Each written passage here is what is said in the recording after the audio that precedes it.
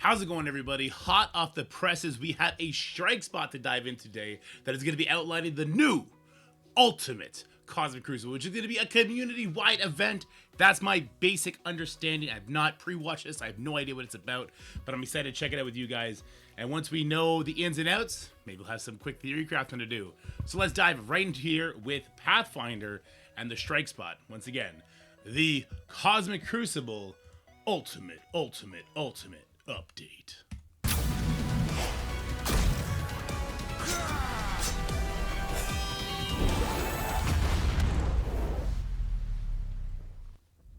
Greetings.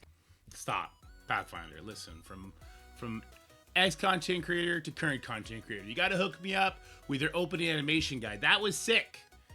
If they can start putting this much effort into some of their like Marvel Strike Force videos that go out there, maybe for the new characters, we see that every once in a while for legendary cinematics, that'd be dope. Listen, just as a video editor fanboy, I thought that was really cool. Let's watch that one more time and then we'll jump into the video.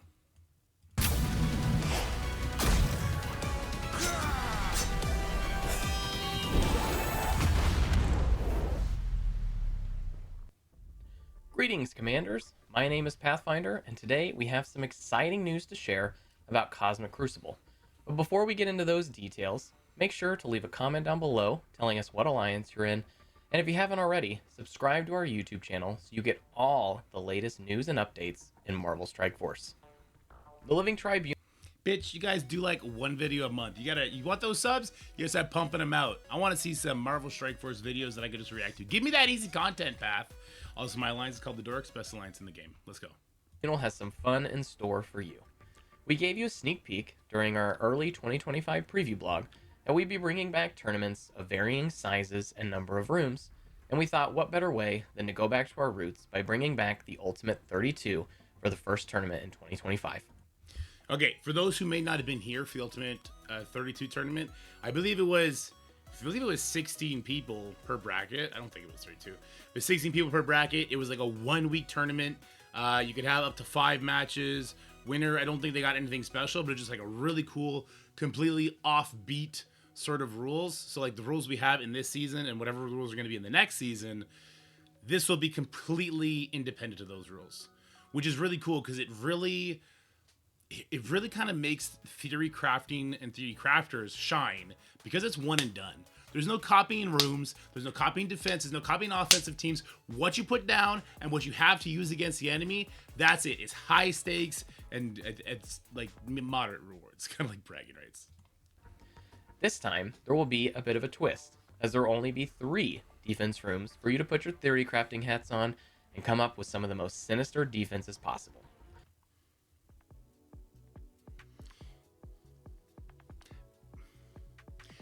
Okay, the problem with that is there's really only 3 defensive teams right now that matter either.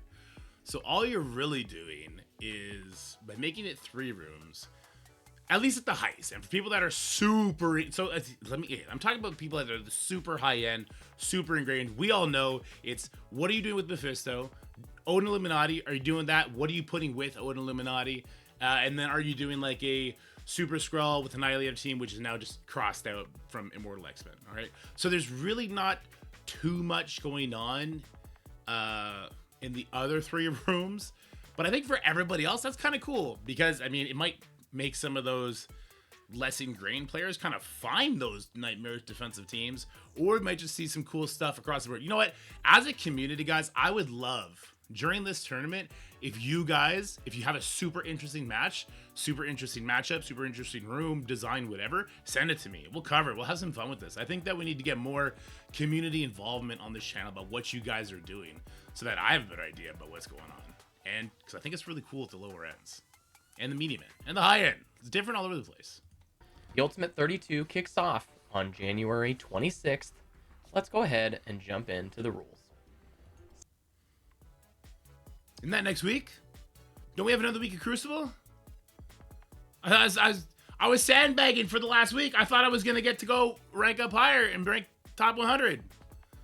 Did they cancel the last week of whatever season we're in? Oh my god. Oh, those bastards. They're always got it out for me. All right, overcharged. Okay, I'm going to let him read it and then we'll react. Stage 1 is called Overcharged. On defense and offense, all characters' special abilities will cost 4 more ability energy, and all characters' ultimate abilities will cost 4 less. Stage 2. Okay, hold on. We already had that room. Like, what, 4 seasons back? It was stage 4, where special abilities cost more, ultimate abilities could be used right away, or was it ultimate abilities cost more, special abilities cost less? Or something like that. Okay, maybe I'm thinking something different. And like basics gave you energy. Okay, but that's interesting enough. So people will ult turn 1. The new Omega Red benefits from that. God. The Super Scroll kind of benefits from that. There's a couple characters. Endgame Thanos kind of. Oh, Kahori. Kahori being able to ult when she gets her first initial 2 turns. That's kind of cool. There's a lot of new characters that are going to benefit from that, actually. Of course, you have all the old heads. You got Doom, Dormammu. Not really too meta right now, and if there's only 3 rooms, I don't see that being used. Well, we'll do a little bit of theorycraft after this. Let's keep going. Called Uncanny Avengers. We'll see on defense and offense, X-Men characters count as Immortal X-Men and Uncanny Avengers, and Avengers characters count as Mighty Avengers. Okay, the second part doesn't mean shit. Okay, so, wait, what? Avenger characters count as Mighty Avengers and Uncanny characters. It should have been Avenger characters count as Immortal X-Men. But the first part is really cool. Okay, that's not true. Unless there's more to this room that says, like, war rules are active, or it says raid rules are active, this does not matter whatsoever, right? But this first part is cool. So X-Men characters count as Immortal X-Men and Uncanny Avengers. The thing about the Immortal X-Men is you need to have all 5. So what X-Men... So, I mean, Nightcrawler. Jesus Christ. Nightcrawler, of course. Old Man Logan is an X-Men. So you would definitely... Maybe you'd keep Cable, take out Polaris. Maybe even take out Beast, because he's not really doing much in that opening turn. Anything you could do to try and solidify your Storm to go faster is something you would want to do for sure.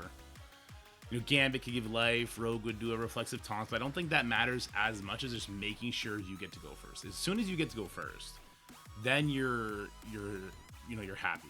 Anyway, let's keep going. And Uncanny Avengers. Finally, Yeah, that room needed more. That room needed so much more. That room needed war rules are active here. It needed that. Like the last patch, this is what the teams were, right? It was the Uncanny Avengers, the Mighty Avengers. It needed that. It just needed that so people can play with those toys in a more interesting and dynamic way. And let's be real here. The Mighty Avengers are shit in war compared to how good the Immortal X-Men are in Crucible. That room needed a little bit more to get the juices flowing. I would have liked to have seen maybe Hercules, because Hercules gives them safeguard on spawn, right? Yeah, I would have loved to see Avengers count as Immortal X-Men, or at least Mighty Avengers count as Immortal X-Men, and then war rules are active. I think this missed the mark big time. Anyway. Uncanny Avengers. Finally, stage 3, called Turtle Shell, we'll see on defense and offense, all characters gain 50% max barrier. That's a lot. On spawn, bury yourself for 100% of that character's max health. That's a lot. Gain 100% damage. That's and a lot. on ally death, bury yourself for 100% of that character's max health. Wait, are you burying yourself for 100% of the dead character's max health, or of the character getting the barrier? Kind of a weird word in there, but this is kind of cool. So I get it, Turtle Shell. We're in our safe spot, right? And then we're a snapping turtle, so when it's our time, 100%. I get it. Is that it though? That can't be it. Please also note that the standard rules for this Crucible are just the normal rules without any bonuses. On defense, all characters will gain 20% health and 10% damage, and of course, you have the standard gain 1 exhaust after each match. Cancelled combats will not gain 1 exhaust. Boo! That's so boring. What's so ultimate about that? Okay, what I needed for this to be super exciting, like I said, I talked about the Hercules needing to be able to be used with that Immortal X-Men team to give them safety on spawn, give them a little bit of that protection, even be able to give them offense up early. I wouldn't need, you know what? The global rules honestly should have had like war rules are active for all rooms, arena rules are active for all rooms, Crucible is obviously active for all rooms. Hell, throw in Dark Dimension, throw in Arena, and don't throw in raids, okay? Nobody cares about using the goddamn raid teams again. All right, that's the wall. Don't worry, I'm not beating anybody up. Yeah, I think we need a little bit more here to get the creative justice flowing. I don't see those rooms really doing much. I mean, the X-Men, is that just an offensive thing? Because Immortal X-Men don't really flex that good on defense, so that room is kind of a nothing burger for defense and an everything burger for offense. So just don't put whatever you want your opponent to use Immortal on, don't put that in stage 2. Kind of lackluster. I don't even remember what stage 1 was. Some energy nonsense. We see that there's so many already developed teams for energy stuff because we see that in every season, if not at least every other season. And that final room, that's kind of cool. Yeah, I kind of like the barrier stuff. You know, we throw in a super tanky character with 100% extra damage. That could be really, really, really annoying for like Odin Illuminati. Getting all that extra barrier, getting that increased barrier mount. Gonna be harder to snipe people out on the burn attacks. Even harder to get that Odin dead. And once that Odin gets his first attack off, Jesus, everyone's dead. I don't feel hyped for these rules. I still like the idea of the tournament. We'll see how it goes when it's live. I'm going to lose. I'm going to get raging. And that's going to be fun. So make sure you come watch that or check out the whatever videos we put out. We look forward to all of the theory crafting you're going to do in this upcoming Ultimate 32. And Season 13 of Cosmic Crucible will be coming right after the end of Ultimate 32, starting on February 2nd. You can head over to MarvelStrikeForce.com and read up on the rules, or check out one of our official envoys to get their take on the rules and what teams they're going to be using for Season 13. Speaking of envoys, back for its first appearance of 2025 is the 5C tournament, where 8 of our official envoys duke it out for Cosmic Crucible. Who let this guy in? Who let this guy... First of all, who let this guy into the Envoy program, let alone into a tournament? What was that? Who thought that one through? I don't know, guys. We'll have to wait and see on that one. Just kidding. I love T-Dub. Zero Cool Gamer also going to be in his first tournament. I don't remember if Bendable has been in a tournament yet, but this should be a lot of fun. Obviously, there's going to be promo codes and all that they're going to let us share with you, so that's dope. That's always good. I like these tournaments. They're fun. So Thursday, February 1st, this is probably when they're going to allow us to share with you all the Crucible rules for Season 13. And then we'll have some fun. I look forward to facing off against everybody's chat, because every single content creator just says, all right, chat, what should I do? And then chat says, use New Warriors. And all the other envoys are like, that's stupid. And Dorky's like, I'll do that. And then I lose, and I'm like, F you, chat. All right, let's keep going. Supremacy. Will previous winners Duelim, Dorky Dad, or Updog be the first 2-time champion? Will newcomers T-Dub and Zero Cool Gamer put up a fight? The only way to find out is to tune in on January 30th at noon Pacific to your favorite Envoys stream. Let's go. We're all fighting for bragging rights and a chance to come up with a room rule for Season 14. Let's go. Make sure to keep an eye out for some promo codes that'll happen during the tournament and root for your favorite Envoy. That's it for now, Commanders. See you on the next episode of Strike Spot. Thanks, Pat Daddy. Always fun to hang out with Pathfinder. I like these videos they put out there. I might have been clowning and digging into these rules a little bit, but I think this is really cool. The U32 is not meant... I don't think the U32 tournament is meant for the super hardcore players. It's just not.